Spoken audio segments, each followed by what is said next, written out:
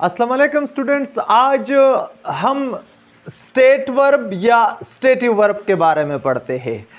अगर मज़ा आया, कुछ आपने नया नया सीख लिया, तो फिर ये कम से कम आपकी जिम्मेदारी बनती है कि चैनल को सब्सक्राइब करें, वीडियो को लाइक करें। आपका बहुत बहुत शुक्रिया होगा। आइए चलते हैं स्टूडेंट्स, डायरेक्टली टॉपिक की तरफ चलते हैं।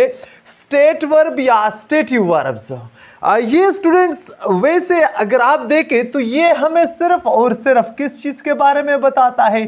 स्टेट यानी कंडीशन या पोजीशन के बारे में अक्सर जो है ना ये हमें बताता है। ये 2 पॉइंट्स आप जहन में रखें, स्टेट या पोजीशन के बारे में हमें बताता है।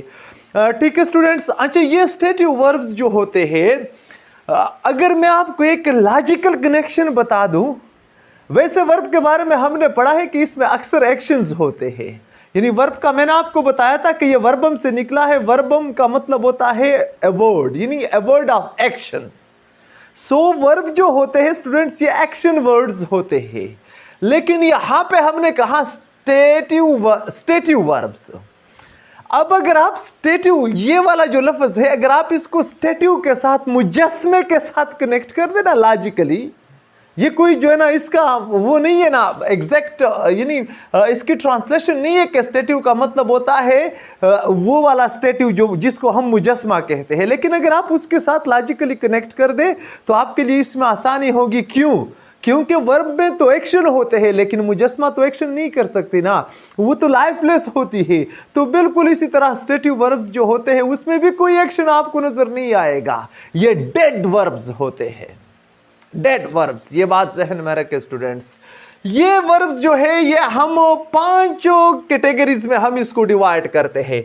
फर्स्ट नंबर पर स्टूडेंट्स हमारे साथ जो है ना, हम इसको वर्ब्स ऑफ परसेप्शन कहते हैं या सेंसेस, यानी वर्ब्स ऑफ परसेप्शंस या सेंसेस हम इसको कहते हैं। अच्छा, सेकंड नंबर पे यानी वर्ब्स ऑफ इमोशंस हम इसको कहते हैं स्टूडेंट्स। ठीक है। अच्छा, थर्ड नंबर पे वर्ब्स ऑफ अपीयरिंग या वर्ब्स ऑफ अपीयरेंस।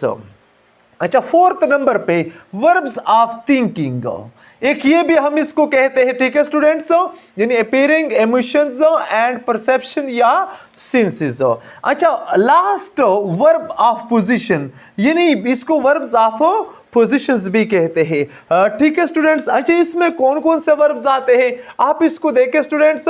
इसमें hear, smell, see, taste, notice, recognise, ये वर्ब्स जो है ये आपके वर्ब्स ऑफ परसेप्शन या सेंसेस वाले वर्ब्स इसको कहते हैं। ठीक है स्टूडेंट्स। क्यों आप इसको देखें, यानी हियर यानी स्मेल ये सेंसेस से ताल्लुक रखते हैं। सी, टेस्ट, नोटिस, रिकॉग्नाइज, यानी ये अक्सर, यानी रिकॉग्नाइज तो आप इसमें यानी 5 सेंसेस में अगर आप इसको पुट कर दे तो प्रॉब्लम होगी। लेकिन बाकी जो वर्ब्स है ये आपका अक्सर वर्ब्स जो है ये आपके सेंस यानी 5 सेंसेस से कनेक्शन रखते हैं। ठीक है स्टूडेंट्स। तो यानी इसको वर्ब्स ऑफ परसेप्शन या वर्ब्स ऑफ सेंसेस भी कहते हैं। अच्छा, सेकंड नंबर पे वर्ब्स ऑफ इमोशंस, क्यों हम इसको कहते हैं? देखिए, इमोशंस का मतलब होता है स्टूडेंट्स जज्बात। अब इसको देखें, hate, like, love, desire, hope, wish, prefer etcetera, ये ऐसी चीजें हैं जो किसी ना किसी हद तक आपके जज्बात के साथ कनेक्शन रखते हैं। ठीक है स्टूडेंट्स। अच्छा, वर्ब्स ऑफ अपीयरिंग, अपीयरेंस का मतलब होता है नमूदार होना, देखना, कोई चीज ऑब्जर्व करना या मौके पे आ जाना, यानी फोर फ्रंट पे आना। इसको हम क्या कहते हैं? इसको हम अपीयरेंस कहते हैं या अपीयरिंग। तो ये वर्ब्स कौन कौन से होते हैं? इसमें लुको, सीमो एंड अपीयर, इस किस्म के अल्फाज आते हैं। जिस तरह हम कहते हैं ही लुक्स स्मार्ट, तो आप इसको देखें स्टूडेंट्स, यानी वो स्मार्ट दिखाई देता है, यानी अपीयर नमूदार होना, दिखाई देना। ठीक है स्टूडेंट्स। अच्छा, वर्ब्स ऑफ थिंकिंग, ये वाले जो वर्ब्स है ना जो नीचे है, इसको हम कहते हैं ना वर्ब्स ऑफ थिंकिंग। इसमें किस किस्म के वर्ब्स आते हैं? थिंको, बिलीवो, अच्छा, मीनो, एग्री, नो, यानी सपोज, ट्रस्ट, कंसिडर्ड, रिमेंबर, ये वाला वर्ब्स जो है स्टूडेंट्स इसको हम कहते हैं वर्ब्स ऑफ थिंकिंग। कहां पर हम इसको वर्ब्स ऑफ थिंकिंग कहते हैं? यानी स्टेटिव वर्ब्स में हम इसको कैटेगराइज करते हैं वर्ब ऑफ थिंकिंग के बॉक्स में। ठीक है स्टूडेंट्स। अच्छा, लास्ट पर verbs of position. Verbs of position में कौन कौन से आते हैं? इसमें have, own, possess, belong to या contain and लास्ट में consist of, यानी इसका मतलब है पर मुश्तमिल होना। ठीक है स्टूडेंट्स। अच्छा, तो इन तमाम वर्ब्स को हम क्या कहते हैं? इसको हम स्टेटिव वर्ब कहते हैं। अच्छा, एक चीज मैं आपको बता दूं, पहले भी बताया, एक मर्तबा फिर भी बताता हूं स्टूडेंट्स, इन वर्ब्स में यानी प्रैक्टिकल एक्शन नहीं होता है। जिस तरह हम देखते हैं वो एक्शन गो में देखते हैं, हम यानी क्लाइम में देखते हैं। ठीक है स्टूडेंट्स, हम रन में जो एक्शन देखते हैं, यानी ये वाले जो एक्शन जो इधर नजर आते हैं, ये वाले एक्शन यहां पे नजर नहीं आते। मिसाल के तौर पर टेस्ट, जायका, किसी चीज का जायका होना, तो मतलब है कि गो के साथ तो आप इसको कंपेयर तो नहीं कर सकते। इसी तरह आप कोई भी वर्ब उठाए, होप को देखे उम्मीद, आप इसमें जो है ना होप में वो एक्शन आपको नजर नहीं आता जिस तरह यहां पे नजर आते हैं। तो ये तो हमारे साथ स्टूडेंट एक्शन वर्ब्स है।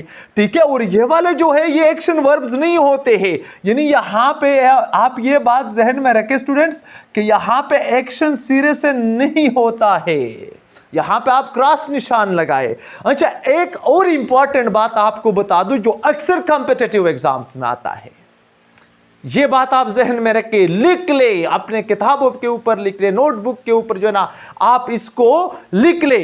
अच्छा, वो बात क्या है कि ये जितने भी वर्ब्स हमने यहां पे लिखे हैं, ये स्टूडेंट्स आप किसी भी सूरत में आप इसको कंटिन्यूस वाला जो टेंस है ना, कंटिन्यूस टेंस, इसमें आप किसी भी सूरत इसको इस्तेमाल नहीं कर सकते। इसके ऊपर आप ज़रब लगाए, ये बात आप जहन में रखें। अच्छा, आप ये नहीं कह सकते कि I am hearing, I am hearing about is you. तो आप स्टूडेंट इसको देखें, अगर कॉम्पिटिटिव एग्जाम्स में इस किस्म की सेंटेंस आ गई ही तो आप इसके ऊपर क्रॉस लगाए, आप किस तरह करेंगे? I hear you. ठीक है स्टूडेंट्स, यानी ये वाला जो है ये यहां पे हमारे साथ इनकरेक्ट है। ओके स्टूडेंट्स, इसी तरह अगर कोई भी लफ्ज हो, यानी यहां से आप इसको उठाए, यानी आई एम होपिंग या I was hoping to reach there, तो आप स्टूडेंट इसको देखें ना, I was hoping to reach there, यहां पे कॉन्टिन्यूस टेंस आपने इस्तेमाल किया आईएनजी वाला, तो ये ग्रामेरियन कहते हैं कि ये आप इस्तेमाल नहीं कर सकते, ये गलती है। आई होप या आई होप्ड, आप इस सेंस में वास के लिए आप होप्ड लगाएंगे। ठीक है स्टूडेंट्स, आप सिंपल पास्ट या सिंपल प्रेजेंट यहां पे जो है ना आप इस्तेमाल करेंगे, लेकिन कंटिन्यूस टेंस आप इस्तेमाल नहीं करेंगे। इसी तरह आप इसको स्टूडेंट उठाए, आई एम या यू वर, अच्छा आप इसको देखें स्टूडेंट, सीमिंग हैप्पी, तो आप इसको देखें ना यहां पे आपके लिए यहां पे कॉन्टिन्यूस टेंस का इस्तेमाल किया गया है। तो मैं आपको स्टूडेंट्स बता दूं कि कॉन्टिन्यूस टेंस के इस्तेमाल के लिए आप बिल्कुल अलाउड नहीं है। यू सीम्ड, आप इसी तरह इस्तेमाल करें, यू सीम्ड हैप्पी, यानी आप खुश दिखाई देते थे।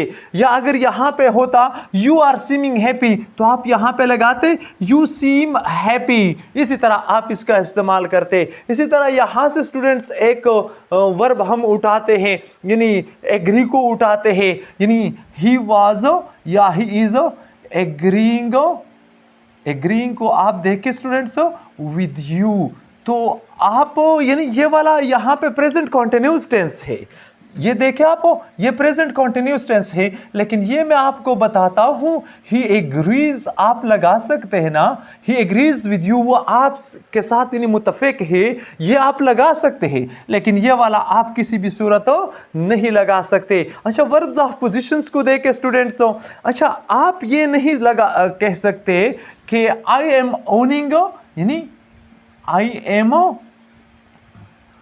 ओनिंग ए हाउस, तो आप मेरे प्यारे स्टूडेंट्स आप इसको देखें ना, I am owning a house, तो आप इस सेंस में इसका इस्तेमाल नहीं कर सकते, आप इसको क्रॉस कर ले, आई ओन, यानी आप इसी तरह आप सिंपल प्रेजेंट टेंस का इस्तेमाल कर सकते हैं और आप कंटिन्यूअस टेंस का इस्तेमाल नहीं कर सकते। स्टूडेंट्स, ये बहुत इंपॉर्टेंट पॉइंट है कि आप इसको कंटिन्यूअस टेंस में इस्तेमाल नहीं कर सकते, यानी इसका काफ़ी ख्याल रखना। ये वर्ब्स आप नोट करते, आप इसको अपने नोटबुक के ऊपर लिख ले, इसको आप याद करें, आप किसी भी सूरत में इसको कंटिन्यूअस टेंस में इस्तेमाल ना करें। उम्मीद करता हूं आपको बहुत कुछ समझ में आया होगा। अगर फिर भी कोई भी किसी भी किस्म की प्रॉब्लम, आपके जहन में कोई सवाल है, कोई क्वेरी है, क्वेश्चन है, तो आप नीचे कमेंट्स बॉक्स में चले और अपने सवाल को पुट इन कर दें। इंशाल्लाह इसके ऊपर भी मैं आपके लिए एक लेक्चर रिकॉर्ड करूंगा। वीडियो देखने का बहुत बहुत शुक्रिया। अल्लाह हाफिज़।